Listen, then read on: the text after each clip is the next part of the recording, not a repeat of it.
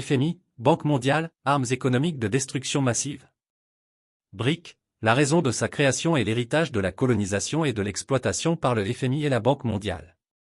Les nations BRIC, Brésil, Russie, Inde, Chine et Afrique du Sud représentent une coalition d'économies émergentes qui se sont réunies pour défier l'ordre économique mondial existant.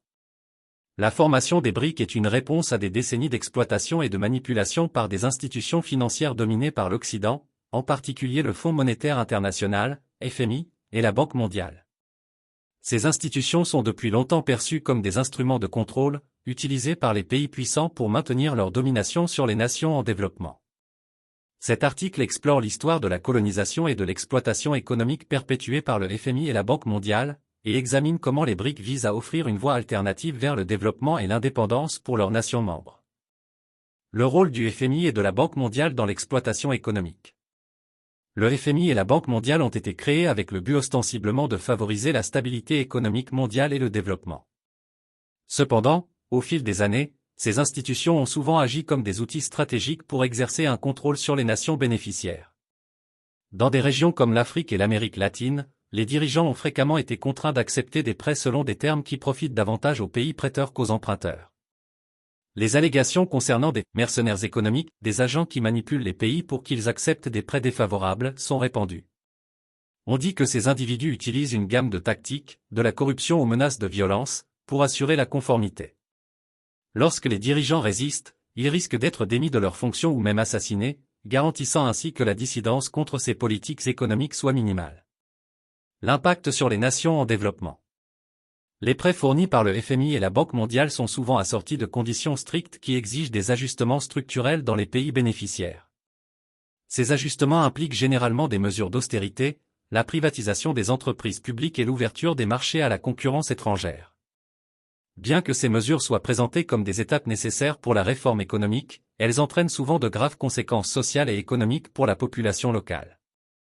Dans de nombreux cas, ces politiques ont entraîné une réduction des dépenses publiques pour des services essentiels tels que la santé et l'éducation, une augmentation du chômage et une plus grande inégalité. L'instabilité économique et les troubles sociaux qui en résultent renforcent encore la dépendance de ces nations à l'égard de l'assistance extérieure, créant un cycle d'exploitation et de contrôle.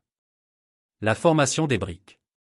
En réponse à cette exploitation continue, les nations BRIC se sont réunies pour créer un nouveau bloc économique qui privilégie les avantages mutuels et le développement. L'idée derrière les BRIC est d'établir une plateforme où les économies émergentes peuvent collaborer et se soutenir mutuellement, libres des contraintes imposées par les institutions financières occidentales. La formation des BRIC est enracinée dans une compréhension commune de la nécessité d'un système économique mondial plus équitable. Ces nations cherchent à réduire leur dépendance au dollar américain et aux institutions financières dominées par l'Occident, favorisant un monde multipolaire où le pouvoir est plus équitablement réparti. Le rôle et l'avenir de l'Organisation de coopération de Shanghai, OCS. En plus des BRIC, l'Organisation de coopération de Shanghai, OCS, joue un rôle crucial dans la refonte du paysage économique et politique mondial.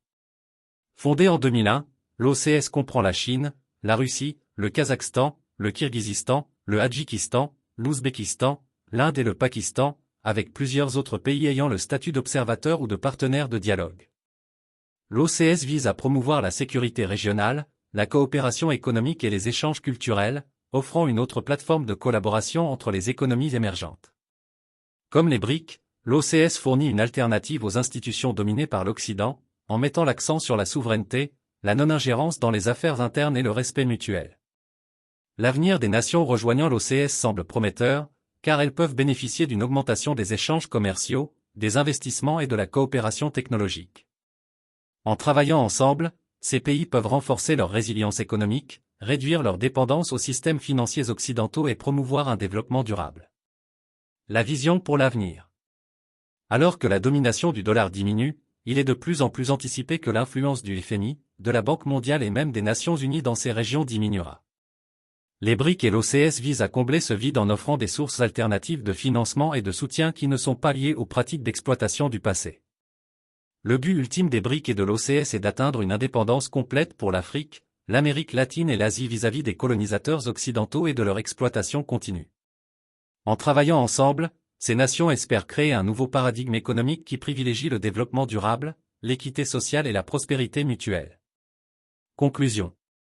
La création des BRIC et le rôle actif de l'OCS marquent des changements significatifs dans le paysage économique mondial. Ils représentent des efforts collectifs des économies émergentes pour se libérer du cycle d'exploitation perpétué par le FMI et la Banque mondiale. À mesure que les BRIC et l'OCS continuent de croître et d'évoluer, ils offrent un espoir pour les nations en développement cherchant un chemin vers une véritable indépendance et autodétermination. Par la collaboration et le soutien mutuel, ces coalitions ouvrent la voie à un monde plus juste et équitable.